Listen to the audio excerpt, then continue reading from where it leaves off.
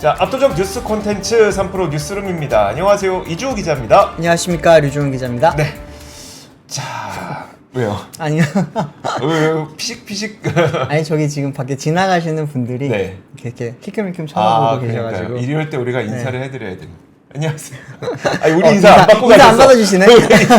여러분 못 보셨죠? 이게 저희가 네. 오픈 스튜디오인데 저희가 인사를 하면은 이제 사람들이 받아줄 줄 알았거든요. 인사하니까 고개 휙 돌리셨어. 참. 여러분들은 저희 외면하시면 안 됩니다. 네. 자, 그러면 첫 번째 뉴스부터 한번 볼까요? 뉴스 잠깐 들어가기 전에 네네. 오늘 지금 밖에 하늘을 보셨어요? 아, 너무 예쁘잖아요. 예, 날씨가 너무 좋아요. 그래서 저는 이게 날씨가 너무 좋다 이러고 있었는데 네. 일본에서 지금 태풍이 발생했다고 하더라고요. 네. 그러다 보니까 이게 대기가 모든 걸 다 끌어가가지고 아, 그 태풍이 다 끌어간 거예요? 네, 그래서 어. 지금 서울 하늘에는 구름이 몇 없이 아주 아름다운 하늘이 보여주고 있다고 하는데 남의 불행이 나의 기쁨인. 근데 이제 일본에서 지금 산산이라고 하는 태풍이 네. 엄청난 규모라고 합니다.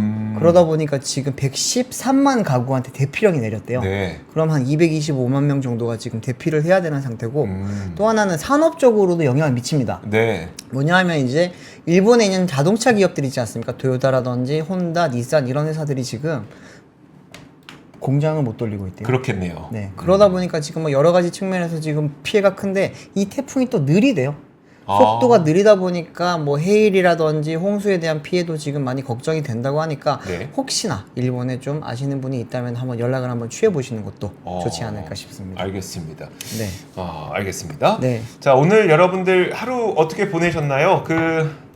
아마 오늘 좀 기분 나쁘셨을 것 같아요. 엔비디아 실적 나오고 엔비디아 네. 주가 하락하고 곧바로 우리나라 시장에 그대로 반영된. 근데 또 뭐 배터리 주식 가지고 계신 분들은 기분 좋았을 것 같던데. 그러니까요. 그래서 이런 짤이 돌더라고요. 여러분, 제가 여러분들 기분 좋게 해드리려고 짤 하나 준비했거든요. 도는 짤이라 뭐 이 저작권은 모르겠습니다. 누가 만들었는지 모르겠는데 네네. 너무나도 잘 만들어서 짤 준비했습니다. 한번 여러분들 보시면서 한번 웃으시죠. 보여주세요.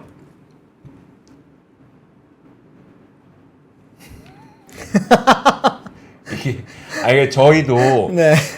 이거를 이게 약간 나쁜 말들이 섞여 있잖아요. 비속어가 좀 비속어가 있죠. 많이 네. 있잖아요. 그래서 이걸 해야 되나 했는데 오늘처럼 기분 안 좋은 날에는 좀 웃을 수 있을까라고 해서 좀 들고 왔습니다. 너무 이게 안 좋게 보지 마시고요. 좀 귀엽게. 우리 모두의 마음 아닐까요? 그러니까 우리의 모두의 마음이잖아요. 아니 네. 반도체 오르니까 배터리 빠지고 배터리 그러니까. 오르니까 반도체 빠지고 그 마음을 너무나도 고스란히 보여줬던 짤이어서 그냥 한번 준비해봤습니다.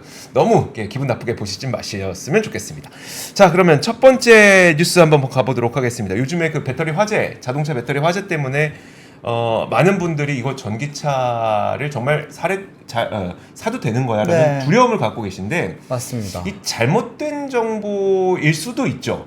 지금 사실 잘못된 정보가 많이 퍼지고 있어요. 이게 배터리의 문제, 전기차의 문제도 당연히 있을 수 있습니다만 네. 그게 아닌 이야기들 그리고 혹여나 또 이제 또 많이 부풀려서 확대해서 많은 말들이 지금 오가고 있다 보니까 많은 분들이 공포심을 가지는 거거든요. 네. 뭐 단적인 예로 지금 나는 전기차를 1억을 주고 사서 100억을 물어줄 수도 있는 상황이 되면 그렇죠. 굳이 내가 전기차를 살 필요가 있냐라고 하면서 그런 이야기도 나오고요. 이거 전기차 타고 다니다가 혹시나 사고가 났을 때 문이 잠겨버리면 어떡해? 네. 뭐 이런저런 지금 여러 가지 말들이 나오다 보니까 그 부분에 대해서 좀 진실을 바로 잡을 필요가 있겠다라는 싶은 생각을 하고 있었습니다. 네. 오늘 마침 좀 좋은 자료가 나와서 제가 그대로 지금 가져와 봤는데요. 한번 전기차 포비아를 부르고 있는 지금 잘못된 정보 한 5가지를 제가 한번 꼽아봤거든요. 네. 좀 띄워주시면 좋겠습니다. PD님 띄워주세요. 네. 일단 첫 번째로는 이제 전기차가 내연기관차보다 화재가 훨씬 많이 발생하는 거 아니냐라고 하는 이야기들이 많거든요. 네. 사실 뭐 최근에 보도가 조금 많이 나오다 보니까 많은 분들이 지금 이런 생각을 하고 계실 수도 있습니다. 네. 그런데 소방청에서 자료가 낸 게 있어요. 소방청 자료를 한번 보시면은 실제로 이제 2019년부터 2023년까지 5년 동안의 이제 전기차 화재 현황을 지금 잠시만 내려주세요. 이게 제가 조금 오류가 좀 있는 것 같은데 말씀 좀 해주세요. 전기차 화재 현황을 지금 좀 정리를 한 게 있어서 가져왔습니다. 보시면은 이제 전체적으로 뭐 전기차든 비전기차든 매년 화재가 발생하는 건 당연합니다. 당연히 발생을 하고 있는데 이 중에서 네, 좀 다시 다시 한번 보여주십시오. 띄워주십시오. 보시면은 이제 차량 1만 대당 화재 발생 이제 빈도를 한번 보시면은 네. 뭐 제일 마지막 거 한번 보실까요? 2023년도를 보면은 비전기차, 쉽게 말하면 내연기관차죠. 내연기관차가 이제 1.86 그리고 이제 전기차는 1.32입니다. 이걸 보시면은 이제 실제로 내연기관차의 화재 비율이 전기차보다 조금 높다고 할 수 있습니다. 이게 뭐 많은 분들이 전기차 안 팔려서 그렇잖아 라고 하실 수가 있는데 네. 전체적인 그 화재 발생 건수는 적은 거는 그럴 수가 있는데 발생 빈도입니다. 그렇죠. 발생 빈도 보시면 2019년도 때는 이제 내연기관이 1.98이고 전기차는 0.33이었는데 매년 전기차 판매가 늘면서 조금씩 올라가고는 있습니다만 아직까지도 여전히 내연기관차의 전기차 화재 발생 빈도가 더 많다고 보실 수가 있습니다. 네. 그렇기 때문에 무조건 전기차가 더 위험하다 이런 이야기를 하는 거는 사실은 너무 좀 성급한 판단일 수도 있고 뭐 실제로 지금 팩트로 봤을 때도 잘못된 이야기라고 할 수가 있습니다. 네. 그리고 또 하나는 이제 전기차 화재가 나면 무조건 열폭주가 나는 거 아니냐 이런 이야기들 많이 하시거든요. 저도 당연히 그럴 줄 알았는데 네. 아닐 수도 있나 보네요. 아닐 수도 있습니다. 전기차 화재가 난다고 해서 무조건 열폭주가 나는 게 아니에요. 네. 이거 같은 경우에는 배터리 셀을 어떻게 설계를 하고 어떻게 만들어 놓는지도 되게 중요하고요. 네. 또 하나는 이제 BMS가 이거를 잡을 수 있느냐 없느냐의 기술력의 차이지 전기차가 화재가 나면 무조건 열폭주가 나서 큰 화재로 발생이 되고 이로 인해서 큰 피해가 발생한다. 이거는 조금은 잘못된 정보입니다. 또 하나는 이제 전기차가 화재가 났을 때 이게 일반 내연기관차보다도 화재 온도가 더 높아서 위험하다. 그 질문 네. 가기 전에 저 질문 네. 하나만 드릴게요. 네, 전기차 주십시오. 화재는 무조건 열폭주가 나느냐? 말씀하셨던 것처럼 BMS가 잘 잡아주느냐? 그리고 그 셀과 그 네. 모듈의 설계를 얼마나 잘하느냐에 따라서 열폭주가 안 일어날 수도 있다 이 말씀이시잖아요. 그쵸. 누가 잘하고 누가 못하는지는 소비자가 구분할 수 있을까요? 그거는 사실 쉽진 않겠죠.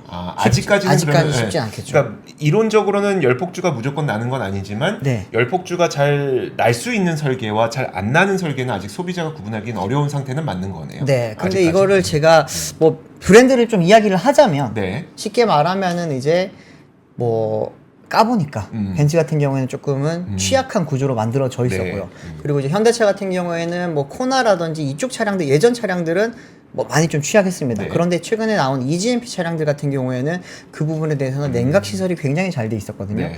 그러면 열폭주로 이게 화재가 발생하더라도 우리가 생각하는 진짜 폭탄처럼 터지는 그런 네. 열폭주로 이제 발전할 가능성은 굉장히 좀 적어 보였고 앞으로 나올 또 이제 차세대 플랫폼 같은 경우에는 그런 부분도 좀 더 보완해서 나온다고 합니다. 근데 이제 구조적으로는 이렇고요. 또 어떤 거냐 하면은 BMS가 또 굉장히 점점 중요해집니다. 네. BMS 같은 경우에는 이제 차량이 시동이 켜져 있든 꺼져 있든 간에 배터리 상태를 계속해서 진단을 하죠. 진단을 하고 만약에 조금 이상이 보인다라고 하면은 냉각 시설을 작동을 시켜서 네.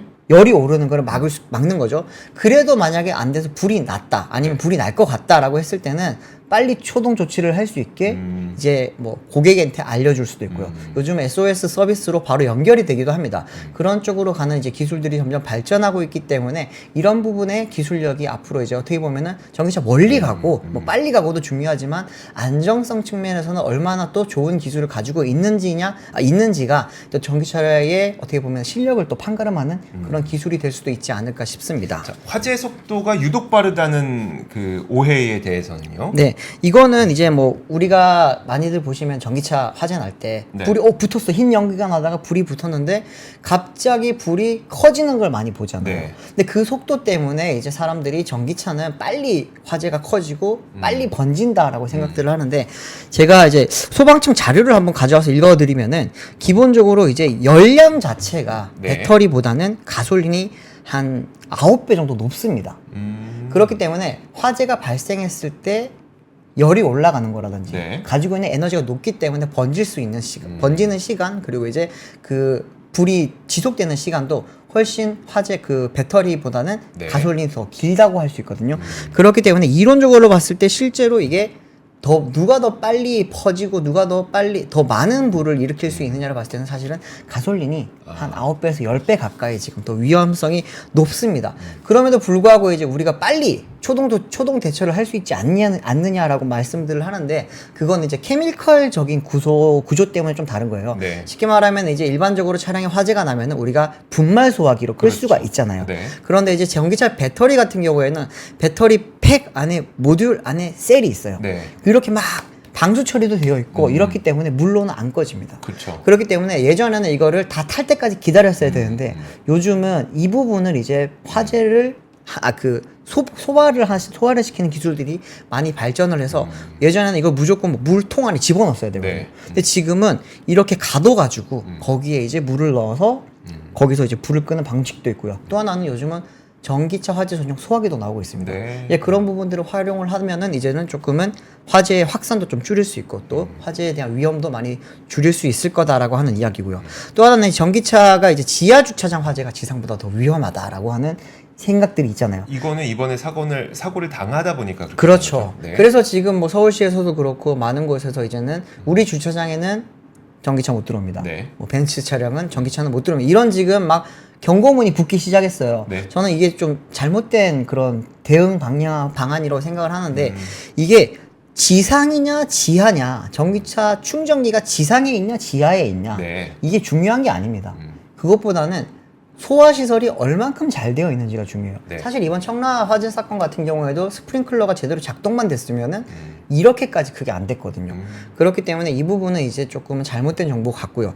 마지막으로 이제 요즘 뭐 서울시에서 최근에 보도자료 내면서 굉장히 좀 일이 커졌었는데 전기차 배터리를 90%까지만 충전을 제한해야 된다. 이거 논란 크더라고요. 네, 이게 지금 나중에 되면 소송까지 벌어질 수 있는 일이거든요. 네. 그런데 전기차를 90%만 충전을 해야 된다라는 건 없습니다. 전기차를 90% 충전을 하면은 100% 충전했을 때보다 화재가 지속되는 시간이 조금 짧을 수는 있어요. 네. 에너지를 덜 가지고 있기 때문에 그렇죠. 화재의 크기도 조금은 작을 수가 있습니다. 근데 네. 화재 발생을 할 수 있는 요인으로서 봤을 때는 크게 의미가 없습니다. 그렇기 때문에 100%를 충전을 하든 90%를 충전하든 화재가 발생할 가능성에는 크게 차이는 없고 발생한 이후에 조금 차별을 둘 수 있는 건데 이 부분 같은 경우에는 지금 이제 많은 분들이 생각했을 때 전기차의 용량이 100인데 100만큼 충전하면은 위험한 거 아니냐라고 하는 그 지식에서 비롯된 네. 조치거든요. 그런데 그게 아니고요. 배터리는 원래 100이라는 거를 가지고 있습니다. 그러면은 우리가 안전 마진이라는 거는 원래 항상 안전 마진을 남겨놓고 출시를 네. 하거든요. 100짜리 배터리를 실제로는 한 95만 쓸 수 있게 안전 마진을 남겨놓습니다. 네. 5% 정도 마진을 남겨놓는 거예요. 그리고 나서 95를 가지고 이제 100% 충전하면 실제로는 95만큼 충전된 거기 때문에 이 부분에 대해서 이게 100이냐 90이냐 95냐를 따지는 게 크게 의미가 없는데 이 부분에 대해서는 조금은 잘못된 정보들이 계속 퍼지고 있는 것 같다. 그래서 막 조만간 정부라든지 지자체에서 여기에 대해서 수정 조치가 아마 네. 내려올 겁니다. 그 부분을 보시면은 이제 이게 충전 양이 그렇게 중요한 거는 아니었구나라는 거를 다시 한번 좀 아실 수 있지 않을까 싶어서 오늘 좀 뭐 소방청 자료도 나오고 현대차 자료도 나오고 이러다 보니까 종합적으로 제가 좀 정리를 해드리고 싶어서 네. 가지고 왔습니다. 은근히 소방청에서 이 관련된 자료와 연구를 굉장히 열심히 하시더라고요. 이게 네. 매년 지난 2023년, 22년이었나요? 가이드라인도 내놨었고. 그렇죠. 그 다음에 연구 계속해서 그럼 화재의 원인이 무엇이냐 계속 연구하고 있고. 네. 이 실제로 지금 조금 전에 보여주셨던 화재 건수, 그러니까 네. 만대당 전기차는 만대당 1.3대의 화재가 있었고, 그렇죠. 내연차는 만대당 1.8대의 1.86 대, 예. 화재가 있었고 이런 것들도 이제 소방청에서 굉장히 열심히 조사를 하고 있는 이유는 이유가 아니라 이렇게 되고 나면은 이제 기술 발전이 또 부족한 점을 계속 보완해 줘야죠. 그렇죠. 사실 지금 그 댓글창에도 굉장히 날선 반응을 보여주시는 네. 분들이 굉장히 많은데 알고 있습니다. 우리가 네. 근데 결국 우리는 배터리를 더 많이 사용하게 될 거잖아요. 그렇죠. 네, 네. 무슨 산업이 됐건 자동차도 그렇고 뭐 에너지 쪽도 그렇고 뭐 나중에 될진 모르겠습니다만 뭐 비행기가 될 수도 있겠습니다만 네. 뭐 안 될 수도 선박도 있을 그렇고요. 선박도 될 수 있을 거고 네. 결국은 우리가 어떻게든 배터리로 가는 방향으로 가곤 있는데 네. 그걸 우리가 거스를 수는 없는데 안전성에 지금 문제가 생긴 것이다 보니 거기에 대한 보완이 필요한 거지. 네. 불이 났으니 우리는 배터리로 가지 말고 다시 디젤로 갑시다 할 수는 없는 거잖아요. 그렇죠. 다시 가솔린 타고 네. 디젤 타고 이러자는 게 아니라 언젠가는 가야 될 방향인데 갈 때 그렇죠. 좀 잘 가자. 잘 가자. 그러는 거죠. 네. 물론 너라면 불나는 차 타겠니? 라고도 저한테 물어본다면 저도 좀 저는 다음 차를 전기차로 갈 겁니다. 아 그래요? 네, 진짜로 네네. 갈 거기 때문에 네. 그 부분에 대해서 이제 알고 있으면 당했을 때 조금 더 덜 당황할 수도 있고요. 그렇죠. 그리고 이제 조금 그 확률을 줄일 수 있잖아요. 맞아요. 그렇기 때문에 조금 많은 분들이 이제 좀 제대로 알고 계시면 좋지 않겠냐라고 생각이 들어서 오늘 이제 뭐 여러 기사들도 있는데 한번 가져와 봤습니다. 네, 알겠습니다. 그러다 보니까 어제 GM이 갑자기 삼성 SDI랑 공장 건설. 네, 맞아요. 아, 이게 좀 각형이 좀 안전한가 봐요. 각형이 이제는 좀 어떻게 보면 전기차 그 플랫폼 구조가 점점 발전하잖아요. 네. 예전에는 아까 말씀드렸지만 팩, 모듈, 셀로 갔거든요. 근데 요즘은 이제 모듈 단계를 넘어서서 그냥 셀 투 팩으로 가거나 네, 셀 투 샤시로 가거나 가거나. 이런 기술이 많아지고 있기 때문에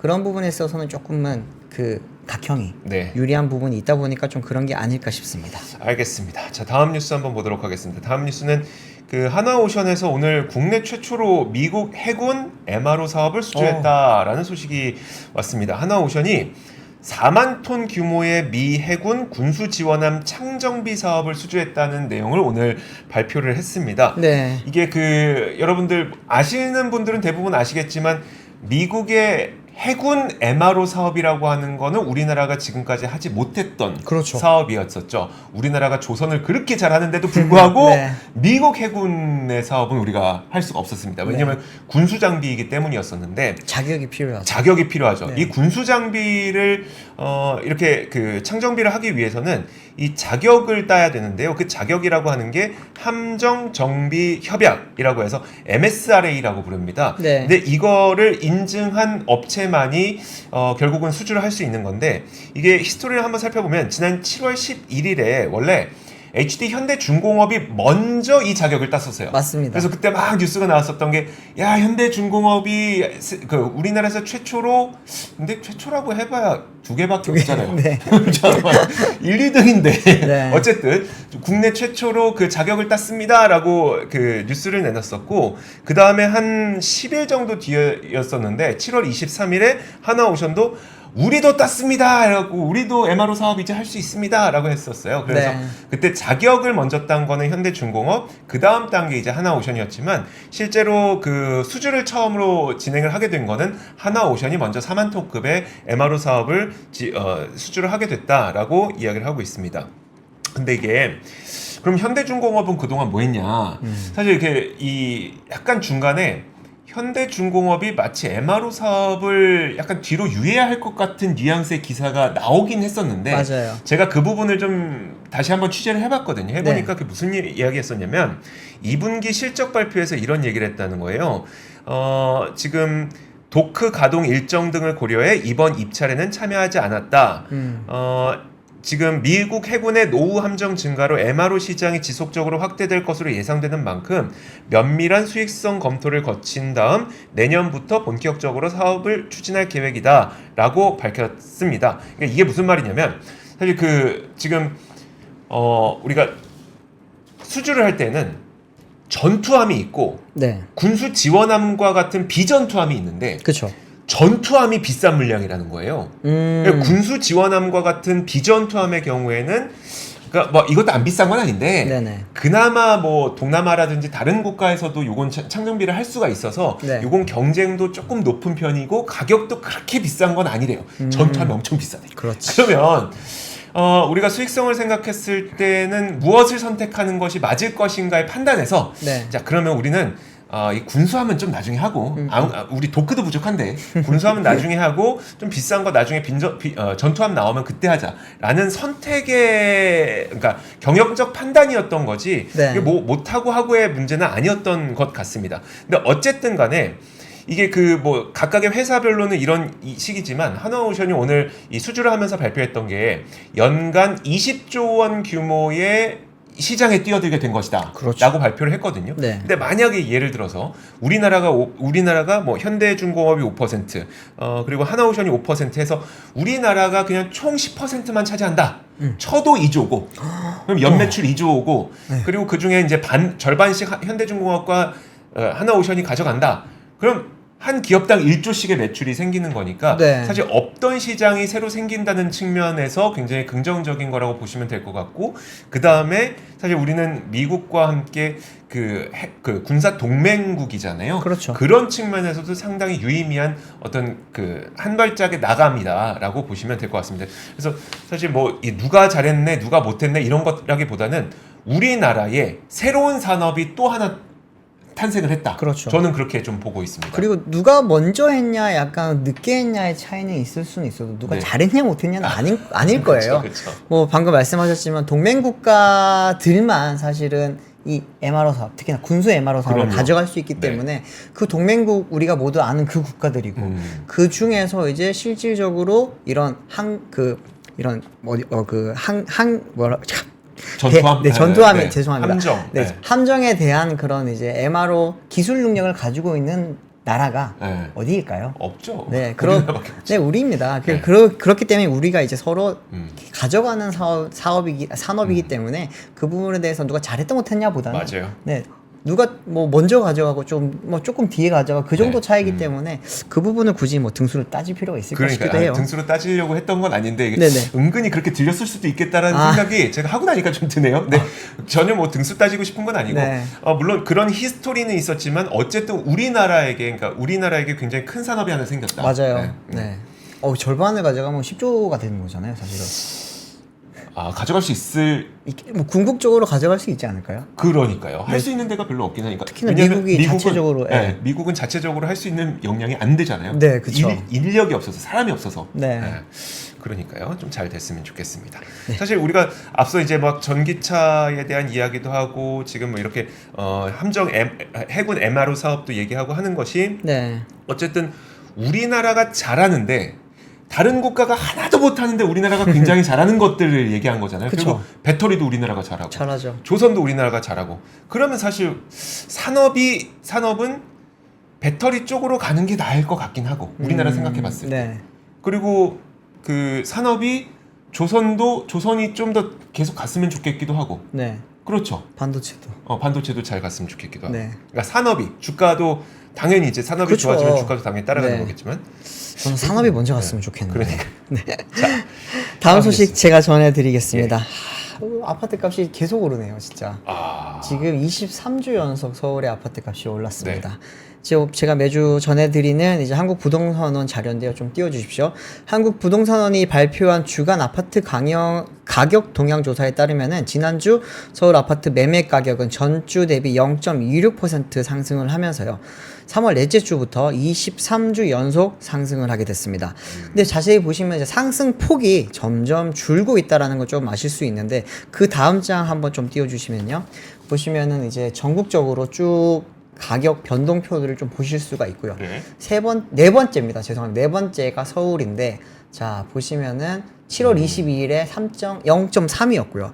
0.28이었고요. 0.26 갔다가 다시 잠깐 올랐어요. 그랬다가 지금 2주 연속 다시 하락세를 기록을 했습니다. 이게 뭐 여전히 상승을 하고 있지만 상승 폭이 점점 줄고 있다라고 좀 보시면 되고요. 이거 같은 경우에는 이제 아무래도 아시겠지만 9월 달에 스트레스 DSR 2단계가 실시하고 있고 또 하나는 이제 2학기 계절 수요. 이제 2학기를 지금 준비했던 그런 이사 수요가 거의 대부분 이제 끝나가고 있다라고 좀 보시면 되기 때문에 계절적 요인으로도 약간은 이제 안정세에 들어갈 때가 됐고 또 정책적 요인으로도 거기에 대한 영향을 좀 많이 받을 걸로 보입니다. 하지만 서울은 계속 올랐어요. 특히나 이제 성동구가 좀 많이 올랐는데 성동구 같은 경우에는 0.55% 오르면서 가장 높은 상승률을 기록을 했습니다. 제가 좀 찾아보니까 성동구의 옥수동에 있는 한 아파트 같은 경우에는 이제 전용 84가 20억 2천만 원을 기록을 하면서 역대 최고가를 갈아치웠다고 합니다. 지금 뭐 최근에 저희가 뉴스를 전해드리면서 역대 최고가 90% 올랐다, 99% 뭐 왔다라고 했는데 이제는 이제 반포뿐만이 아니라 다른 지역에서도 이제 역대 최고가를 신고가를 지금 보이는 곳들도 있다고 합니다. 서초구, 송파구, 광진구, 용산구, 강남구, 마포구 등이 좀 많이 올랐다고 합니다. 다른 지역 보시면은 인천이 0.14% 올랐고 경기가 0.12% 올랐습니다. 이 부분도 이제는 점점 상승폭이 계속 줄어들 겁니다. 이제 네. 이사 수요가 끝나가고 있기 때문에 그렇고요. 대구 같은 경우에는 0.06% 마이너스를 기록을 하면서 계속해서 지금 빠지고 있고요. 광주, 제주 역시도 지금 하락세를 기록을 하고 있는 상태입니다. 그러면 이제 전세가는 어떠냐? 이제 이사 수요가 또 전세에도 영향을 많이 미치거든요. 네. 네. 이건 제가 뭐 도심권별로 다 한번 좀 보여드리려고 했는데 이거는 굳이 지금 그래, 이거- 다 오르고 있다라는 이야기인데 네네. 네. 공통점을 보시면은 다 이제 8월 12일 정점을 찍고 19, 26대 계속 하락세를 기록을 했다라는 점 그걸 좀 보여드리려고 제가 가져왔고요. 그다음 전세입니다. 전세 보시면은 서울이 0.17% 올랐고요. 서울 역시도 이제 전세 역시도 이제 지난주보다도 상승폭이 조금 줄었습니다. 그건 다른 지역들도 인천, 경기 전보다 이제 여전히 오르곤 있지만 상승폭이 점점 줄어들고 있다라는 걸 아실 수가 있고요. 대구 마이너스 0.05, 제주 마이너스 0.03, 전남 마이너스 0.01 이렇게 지금 이 지역들은 계속해서 지금 전세도 네. 빠지고 있는 상태라고 보시면 되겠습니다. 이 볼 때마다 참 서울 너무 좀 중심적이다. 지방이 참 소멸되고 있을 수도 있겠구나 네. 라고 하는 게 좀 많이 느껴지고요. 정부가 지금 계속 많이 뭐 금리는 내리지만 하지만 핀셋 정책을 통해서 아파트 대출을 조금 많이 쪼이기 위해서 여러 가지 규제를 지금 하려고 하고 있고 뭐 시중은행들이 알아서 또 지금 네. 대출금리 많이 올렸잖아요. 그러니까. 그러다 보니까 아마 이제 9월부터는 스트레스 DSR이 시행이 되면 받을 수 있는 금액도 줄 거고요. 그렇죠. 대신에 또 대출 금리도 올라가다 보니까 아파트 상승은 조금 많이 모르겠습니다. 조금은 그래도 잡힐 수 있을 것 같은데 저는 참 이런 거 할 때마다 의외의 사람들이 피해를 볼 수도 있지 않을까. 의외요? 선의의 사람들. 정말 내가 이제 집이 필요해서 가려고 했던 사람들. 아니면은 전세 계약이 끝나서 지금 전세를 뭐 연기를 해야 된다, 연장을 해야 하든지 아니면은 이사를 가야 되는 분들이 있을 텐데 이럴 때 또 이제 투기 수요 때문에 또 이제 뭐 원치 않는 또 영향을 받을 사람들도 있지 않을까라고 하는 그런 생각도 좀 듭니다. 네. 그렇게 되면 결국은 젠트리피케이션이 또 발생을 하면서 우리가 그 단어가 굉장히 한동안 유행을 했었잖아요. 네. 그 특히 뭐 이제 뭐 속리단길 무슨 리단길 여기에서 네. 이제 계속 젠트리피케이션이 일어난다 이런 얘기가 있었는데 집마저도 그런 일이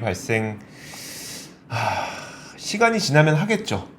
좀 그래서 네. 그걸 좀 빨리 안정시켜줬으면 좋겠다는 바람이 있는 거고요. 네. 다음 뉴스도 뭐 간략하게 전해드릴 텐데 이것도 그렇게 썩 기분 좋은 뉴스만은 아닙니다.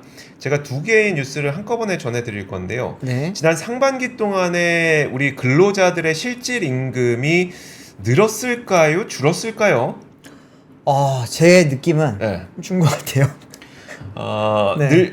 줄었죠. 네, 것 같아요, 0.4% 진짜. 줄었습니다. 이제 네. 고용노동부가 사업체 노동력 조사 결과를 발표를 했는데 올해 상반기 동안에 그 1인당 월 평균 실질 임금이 354만 3천 원이었었거든요. 근데 네. 작년 상반기가 355만 8천 원이었기 때문에 한 15,000원 정도 0.4% 줄었습니다. 네. 실질 임금이 줄었다는 거니까 명목 임금 여러분들이 임금 협상하러 들어가서 자, 뭐 이조 씨, 올해는 2% 올려드릴게요.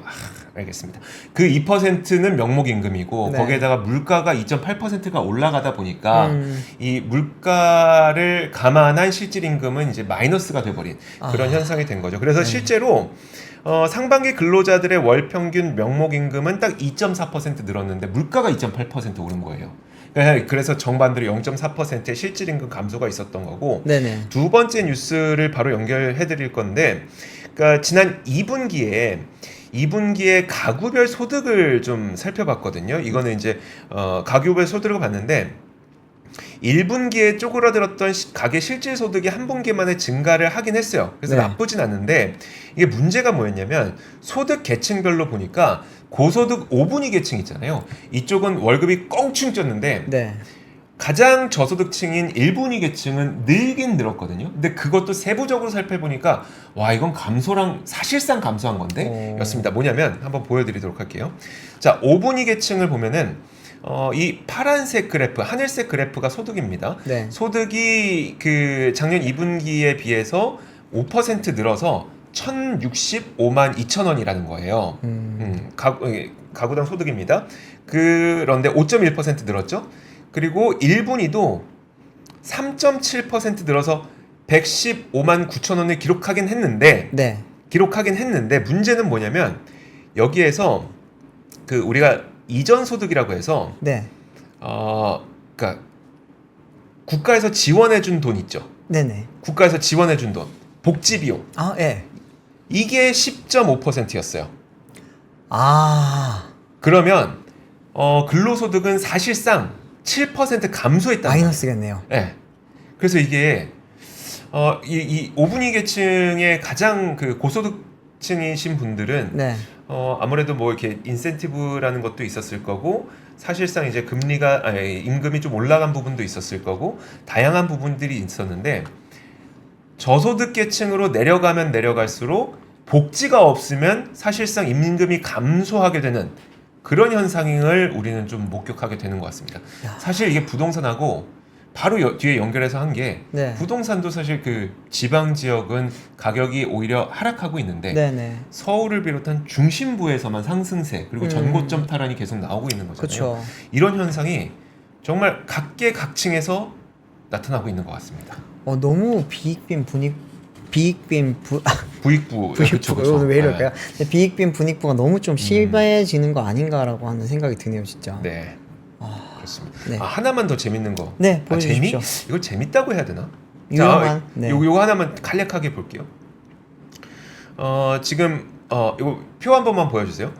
그러면 이제 가구당 월 평균 소득이 3.5% 늘었다 그랬잖아요. 그래서 496만 원이라 그랬는데 뭐가 제일 많이 늘었냐? 이거 보니까 재산 소득은 29% 늘었습니다. 역시 돈이 돈을 버는 건가? 그렇네요. 역시 자본주의.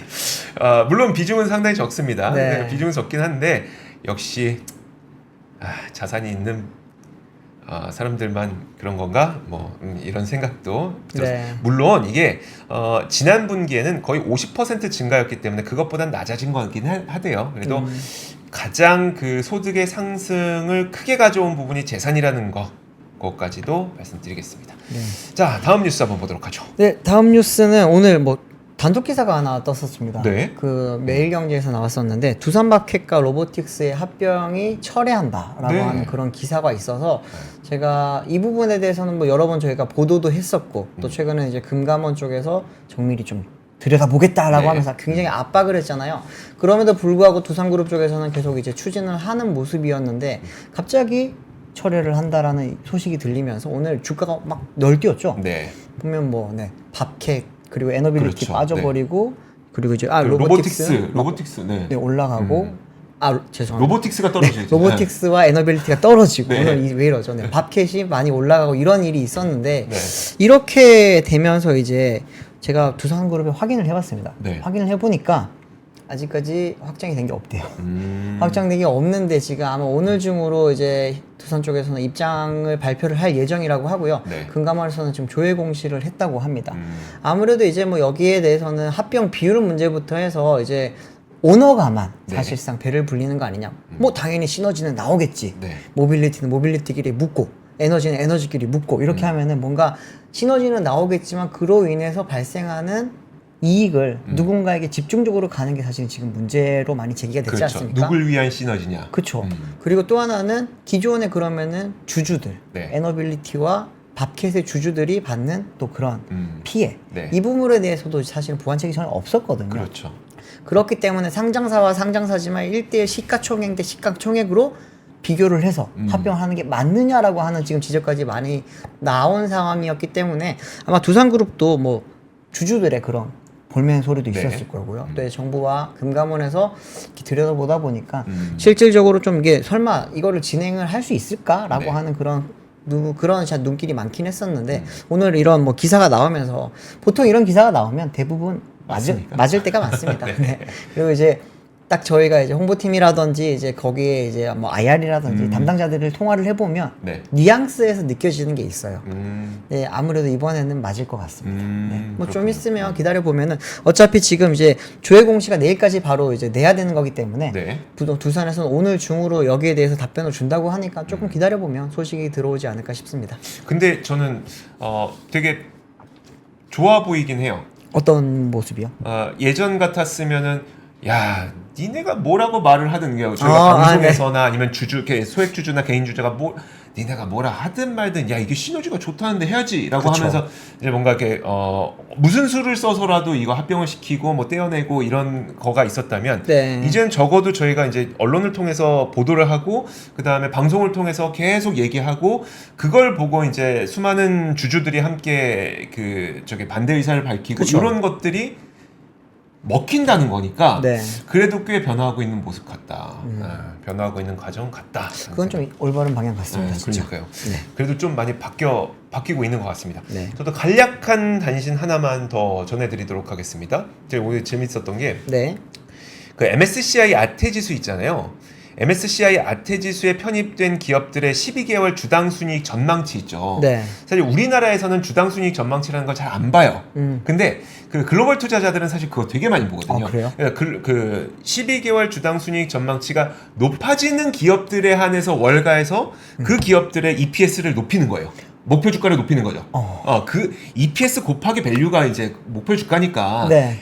EPS가 높아져야 목표 주가를 높일 거 아니에요. 그렇게 하는데 사실 우리나라에서는 아무래도 이제 그 EPS가 컨센서스가 잘 형성이 안 돼서 그렇게 네. 안 하고 있는데 어쨌든 이게 되게 중요한 건데 지금 국가별로 이 12개월 EPS 전망치가 가장 많이 상승한 국가가 한국 와. 8%.